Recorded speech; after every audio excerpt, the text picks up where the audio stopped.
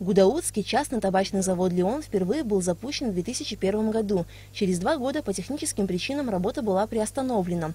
Вновь запустить производство по изготовлению сигарет удалось лишь в этом году, и на сегодняшний день он является единственным по всей республике. На заводе выпускают 4 вида сигарет – «Леон», «Космос», «Рица» и «Рица Лайт». Для изготовления сигарет используют несколько сортов табака, которые закупают в Европе. Обычно в табаке присутствует где-то от 5 до 6 сортов табака. То есть это получается табачная мешка.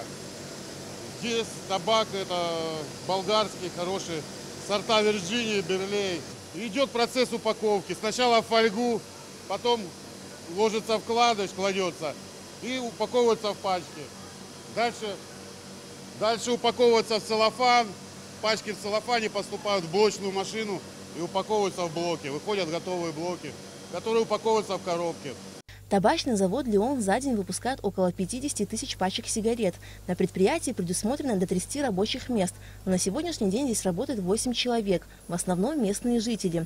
Предприятие работает с 9 утра до 6 вечера. Заработная плата рабочих составляет от 1000 и до 3000 рублей в сутки. С 9 до 2 работаем, 2 часа перерыв и потом еще до 6 работаем. Устраивает. Зарплата тоже устраивает. Набиваем вот кассеты с сигаретами.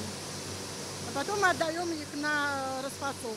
Табачные изделия предприятия «Леон» ориентированы на внутренний рынок. Оптовая цена пачки сигарет составляет 29 рублей.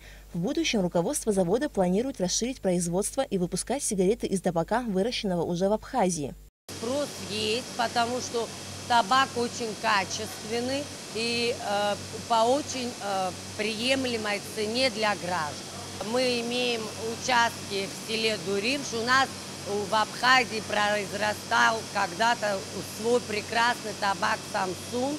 И в будущем мы планируем его выращивать и уже производить из собственного нашего табака.